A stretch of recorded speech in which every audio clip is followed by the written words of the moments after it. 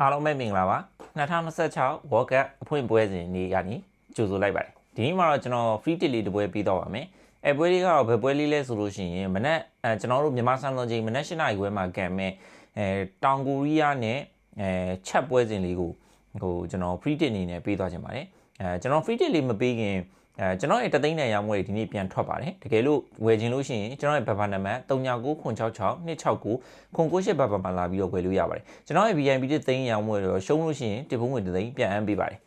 ကျွန်တော်မန်မာဘာတွေကိုလည်းကျွန်တော်ယာတီမပြီးရင်တလျှောက်မှာကျွန်တော်နားလိုက်တယ် VIP တက်တွေပဲတစ်လကျော်ထုတ်တယ်တော်တော်လေးလည်းအပေါင်းထွက်ပြီးတော့တော်တော်လေးကိုအကျိုးမြတ်ပေးနိုင်ခဲ့တဲ့အတွက်ကျွန်တော်ရဲ့ VIP တက်သိန်းတန်ရောင်းဝယ်တွေကိုလည်းဒီမန်မာ plan တွေမလုပ်တော့ဘဲနဲ့သိန်းတန်ရောင်းဝယ်တွေပဲကျွန်တော်ဒီ FIFA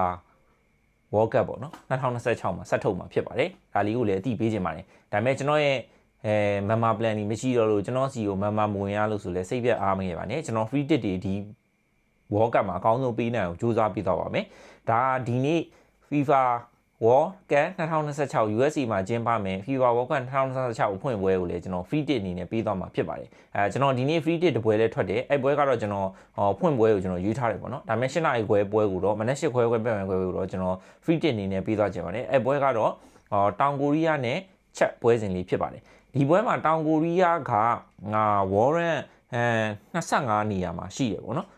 ်ချက်ကဆိုလို့ရှိရင် Warren 40နေရာမှာရှိတယ်ကျွန်တော်တို့အနေနဲ့ပွဲတစ်ပွဲကိုဒီ FIFA World Cup မှာသုံးသပ်လို့ရှိရင်ကျွန်တော်တို့မက္ကဆီကိုနိုင်ငံမှာကံမှာဖြစ်တဲ့အတွက်အပူချိန်မြင့်မားတယ်ပေါ့နော်ဒီလိုမျိုးအပူချိန်ကိုတောင်ကိုရီးယားသားတွေတွန်းလှန်နိုင်မှာမလားဆိုတဲ့အချက်ကိုလည်းကျွန်တော်စိုးရိမ်နေပြီးတော့ Czech Republic အနေနဲ့ခြေ World Cup ကိုဗျာ तू ကမပြန်ရတာတော်တော်ကြာပြီအဲ့ဒီအတွက်Czech Republic ကဒီအုပ်စုပွဲဒီမှာအကောင်းဆုံးဖျက်ကျော်ပြီးတော့မှဒီ World Cup ကိုဒီနှစ်မှာပြန်ရတာဖြစ်တယ်ဒါကြောင့်ပြီးတော့ကျွန်တော်တောင်ကိုရီးယားရဲ့လူစရင်းနဲ့ Czech Republic လူစရင်းဆိုလို့ရှိရင်ကျွန်တော်အချက်ပေါ့နော် Czech ရဲ့လူစရင်းကိုဆိုလို့ရှိရင်ကျွန်တော် Czech ရဲ့လူစရင်းကိုပို့ပြီးတော့အကြိုက်တွေ့နေတယ်ပြီးတော့ချက်ကအပူချိန်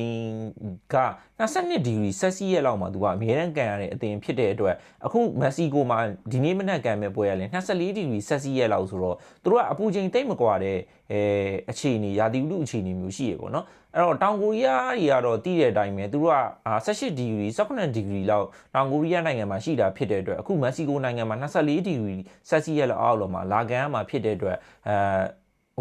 အေးရန်နိုင်ငံကနေတောင်ကိုရီးယားအေးနိုင်ငံလို့ပြောလို့ရတယ်ပေါ့နော်အဲ့လိုနိုင်ငံကနေပြီးတော့အပူနိုင်ငံမှာလာပူပြင်းတဲ့မက္ကဆီကိုလိုနိုင်ငံ24ဒီဂရီဆက်စီရက်မှာလာကန်မှာဖြစ်တဲ့အတွက်အခက်အခဲရှိလိမ့်မယ်လို့ကျွန်တော်ကတော့မျှော်လင့်နေဒီ FIFA က World Cup မှာကျွန်တော်တို့မတူညီတဲ့စီးမြင့်တွေလည်းအများကြီးထုတ်ထားတယ်ဒါတွေကိုလည်းတခြားတစ်စတာတွေကပြပြပြီးဖြစ်လိမ့်မယ်ကျွန်တော်တို့ကတော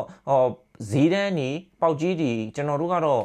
business အမြင်ရပဲကျွန်တော်တို့ကအမြဲတမ်းကြည့်ရဲ့တစ်စတာတွေဖြစ်တဲ့အတွက်ကျွန်တော်တို့ကတော့ဘောလုံးပွဲတစ်ပွဲကို business စီးပွားရေးတစ်ခုလိုပဲကျွန်တော်တို့ကမြင်နေပေါ့နော်အဲ့တော့ကျွန်တော်တို့ရဲ့သုံးသက်ချက်တွေကသူများသုံးသက်သူတွေနဲ့ကွဲလဲကောင်းကွဲလဲလိမ့်မယ်ကျွန်တော်တို့အချက်လက်တွေကသူများတွေမပြောတဲ့အချက်လက်တွေကိုကျွန်တော်တို့ကပြောနိုင်အောင်ကျွန်တော်တို့ကအမြဲတမ်းစဉ်းစားပြီးမှဆုံးဖြတ်ပြီးမှပေါက်ဈေးတွေဈေးတန်းတွေရာသီဥတုတွေအသင်းရဲ့အခြေအနေတွေကိုပေါ့ကျွန်တော်တို့ကမူတည်ပြီးတော့မှဒီဈေးတန်းတွေကိုထွက်တာဖြစ်တဲ့အတွက်ကျွန်တော်တို့ကဈေးတန်းတွေပေါ်မှာအခြေခံပြီးသုံးသက်တာဖြစ်ပါတယ်ဒီနေ့မှာလဲ Warren 25ရှိရဲ့တောင်ကိုရီးယားကချက်40ကိုပေးထားတဲ့ဈေးကမရဲတရဲဖြစ်နေတယ်လို့ကျွန်တော်ထင်တယ်။ဘာလို့လဲဆိုတော့တောင်ကိုရီးယားက World Cup မှာနှစ်စဉ်နှစ်တိုင်းမှာရှင်ပြိုင်ရတဲ့အသင်းဖြစ်တယ်။အာရှမှာဂျပန်တောင်ကိုရီးယားဆိုတာဒါအာရှကိုကိုစားပြုနိုင်တဲ့အသင်းတွေဖြစ်တယ်ပေါ့နော်။အဲ့တော့ Czech Republic ကို level 20ဂုံပေါင်းဈေး2မိုင်35ဆိုတဲ့ဖွင့်ထားတဲ့ဈေးကိုကျွန်တော်သဘောမကျဘူး။တောင်ကိုရီးယားရဲ့ဈေးကမာထန်မှုမရှိဘူးလို့ကျွန်တော်တွေးတယ်ပေါ့နော်။ပြီးတော့တောင်ကိုရီးယားအနေနဲ့ကျွန်တော်တို့ line နဲ့လူစင်းကိုကြည့်ရဲ့အချိန်မှာကျွန်တော်တို့နောက်တန်းမှာဆိုလို့ရှိရင်သူအဓိကအားပြုရတာကကျွန်တော်တို့နာပိုလီကနေပြီးတော့ဘိုင်ယန်ကိုပြောင်းသွားတဲ့ကင်မင်ဂျီကိုအဓိကတည့်ပြီးတော့နောက်တန်းမှာကစားမယ်ပြီးတော့ကျွန်တော်အဲ့ကင်မင်ဂျီကိုဒီနှစ်မှာဘာကြောင့်မကြိုက်လဲဆိုဘိုင်ယန်မြူနစ်မှာဆိုလို့ရှိရင်လည်း तू က line နဲ့ကောင်းကောင်းမရဘူးဥပါမီကာနိုနဲ့ဂျော်နသန်တက်ရှ်ရဲ့နောက်မှာပဲတတိယဦးစားပေးအနေနဲ့ပေါ့နော်ဒုတိယဦးစားပေးအနေနဲ့ပေါ့တတိယမြောက်ကစားသမားအနေနဲ့ပဲကစားရတယ်သူက line နဲ့ပုံမှန်ရနေတဲ့ကစားသမားမဟုတ်ဘူးပေါ့နော်ကွင်းလယ်မှာဆိုလို့ရှိရင်လည်းကျွန်တော်တို့ main ကလီဆိုတဲ့တယောက်ရှိတယ်ပေါ့နော်အဲ့တယောက်ကတော့တော်တော်လေးကိုကစားရတယ်ဒါပေမဲ့သူ့ရဲ့ level ကလည်း main ဆိုတဲ့အသင်းမှာကစားတဲ့ level ဖြစ်တဲ့အတွက်သူ့ကိုလည်းကျွန်တော်တိတ်သဘောမကျနေဘူးပေါ့နော်ပြီးတော့ကျွန်တော်တို့ PSG မှာကစားတဲ့ ကောင်းရင်လီကောင်းရင်ပေါ့နော်လီကောင်းရင်ဆိုလို့ရှိရင်လည်း PSG မှာပွဲထုံးဝင်တော်တော်လေးမရဘူးရတဲ့ပွဲတွေမှာလည်းအနေချင်းမဲ့တော့ပဲရတယ်ခြေစွမ်းကလည်းကောင်းကောင်းမွန်ပြနိုင်ခြင်းမျိုးတိတ်မရှိဘူးပြီးတော့မနစ်ကဆိုတော်တော်လေးကောင်းတဲ့ He Chan 1ပေါ့နော် He Chan 1ဆိုလို့ရှိရင်လည်းကျွန်တော်တို့ Uber Hunter မှာဒီနေ့ Uber Hunter ဆိုတန်းမှာဆင်းရောက်ရတယ်တန်းဆင်းရတဲ့အချိန်တွေမှာလည်း He Chan 1အနေနဲ့ဟွမ်အနေနဲ့ပေါ့နော်တော်တော်လေးဟို line နဲ့မရတဲ့ပွဲတွေများတယ်ဒဏ်ရာရနေတဲ့ကစားသမားတွေများတယ်ပေါ့နော်အားလုံးထဲမှာကျွန်တော်တို့တက်ကြီးကစားသမားဖြစ်သွားပြီဖြစ်တဲ့စွန်အောင်မင်ကကပရိအနေနဲ့တော့ပါလာအောင်ပါပဲစွန်အောင်မင်ရဲ့ဥဆောင်မယ်သူကတော့လော့အင်ဂျလီမှာလက်တလောမေဂျာလီမှာကစားနေတာဖြစ်တဲ့အတွက်သူကတော့ပူပြင်းတဲ့ယာတီဥတုကိုရင်းနှီးမှုရှိလိမ့်မယ်လို့ကျွန်တော်တွေးတယ်ဒါပေမဲ့စွန်အောင်မင်အနေနဲ့လည်းတက်ကြီးကစားသမားဖြစ်လာပြီဖြစ်တဲ့အတွက် finishing mind ကိုပဲအားကိုးရမှာဖြစ်တဲ့အတွက်သူ့အနေနဲ့လည်းတောင်ပန်မှာကစားတာမျိုးမလုပ်တော့ဘဲနဲ့အထောင်တိုက်စစ်နေရမှာပဲသူကကစားလိုက်မယ်လို့ line နဲ့ငါပြတယ်ပေါ့နော်အဲ့တော့ကျွန်တော်ကဒီနေရာမှာကျွန်တော်တို့သူဥရောပကစားသမား4-5ရက်လောက်ကိုတည်ပြီးတော့ကစားလာမှာဖြစ်တယ်ဆိုပေမဲ့လည်းကြံတဲ့ကစားသမားတွေကကိုရီးယားလိမှာပဲကစားနေတဲ့ကစားသမားတွေဖြစ်တယ်ပြီးတော့တောင်ကိုရီးယားရဲ့ဒီနှစ်ခြေစွမ်းကိုကြည့်ရတယ်တိတ်ပြီးအားရမှုမရှိဘူးပေါ့နော်အဲ့တော့ကျွန်တော်ကလီကောင်အင်တို့ဟွမ်တို့ရဲ့ကစားအားကျနေတဲ့ပုံစံတွေကိုလည်းသဘောမကျသလိုနောက်တန်းမှာကင်မင်ဂျီဆိုလို့ရှိရင်လည်းကျွန်တော်တို့ line နဲ့မှာ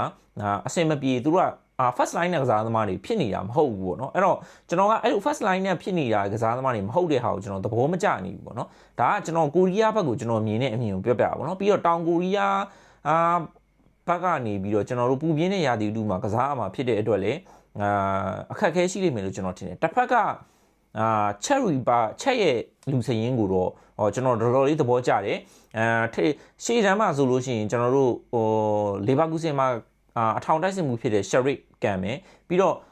နံပါတ်15ဖြစ်တဲ့ဆူလီဆိုလို့ရှိရင်လည်းလိုင်းရုံမှာတော်တော်လေးရှည်စွမ်းပြတယ်19ဂိုးလောက်ထိသွင်းထားတယ်ပြီးတော့ Czech Republic ရဲ့ကစားသမားတွေကိုကျွန်တော်သဘောကျတဲ့နောက်တစ်ချက်ရှိတယ်အဲ့ဒါကဘာလဲဆိုလို့ရှိရင်သူကလက်ရွေးစင်အသင်းကိုခေါ်လာတဲ့အချိန်မှာသူတို့ရဲ့ချက်လီကစလာဗီးယားပရက်ပေါ့နော်စလာဗီးယားပရက်အသင်းရဲ့ကစားသမား17ယောက်တီတီကိုခေါ်လာတယ်ပေါ့နော်အဲ့တော့ကျွန်တော်စိတ်ဝင်စားတဲ့စလာဗီးယားပရက်ကိုကျွန်တော်သွားကြည့်မိတယ်သွားကြည့်တော့သူကလိမှာချန်ပီယံဖြစ်ထားတဲ့အသင်းပေါ့နော်စလာဗီးယားပရက်ကဒီနှစ်မှာဒါကလည်းပုံမကောင်းမွန်တဲ့အချက်လက်လို့ကျွန်တော်ထင်တယ်ကျွန်တော်ကဒီနိုင်ငံအသင်းတွေကိုကျွန်တော်ကဘယ်လိုမျိုးကိုပို့ပြီးသဘောကျလဲဆိုဒါကျွန်တော်တဦးရဲ့အမြင်ပေါ့နော်ဒီဗီဒီယိုမှာကျွန်တော်ပြပြတာပါတော့နိုင်ငံအသင်းတွေဆိုတာဗျာလေးချိန်တိတ်မရအောင်အဲ့တော့သူတို့ရဲ့ relationship ကောင်းတယ်အသင်းတစ်သင်းမှာကစားသမားတဲ့ကစားတွေကို base တည်ပြီးတော့အသင်းကိုတီးဆောက်လိုက်လို့ရှိရင်နိုင်ငံအသင်းကအောင်မြင်တက်တာကိုတွေ့ရတယ်ဥပမာစပိန်လိုအသင်းမျိုးပေါ့နော်သူတို့အောင်မြင်တဲ့နှစ်မှာစပိန်နဲ့ဘာစီလိုနာနဲ့ရီယယ်မက်ဒရစ်ကစားသမားတွေကိုတည်ပြီးတော့ relationship နဲ့ဆော့သွားတဲ့အချိန်မှာစပိန်ဟာချန်ပီယံဖြစ်ခဲ့တယ်ပေါ့နော်အဲ့ဒါကိုကျွန်တော်တော်တော်လေးသဘောကျတယ်ဒီနှစ်မှာဆိုလို့ရှိရင်လည်းချက်ကစလာဗီးယားဘရက်ကကစားသမား17ယောက်လောက်ကိုခေါ်လာတယ်ပြီးတော့အခု line နဲ့လူစင်းမှာဆိုလို့ရှိရင်လည်းဝဲလင်ကစူဆက်တို့ဆိုလို့ရှိရင်လည်းဝက်ဆန်မှာနေရာရတယ်ပေါ့နော်ပြီးတော့ညာဘက်မှာကစားမယ်နံပါတ်5ကာဖူးတို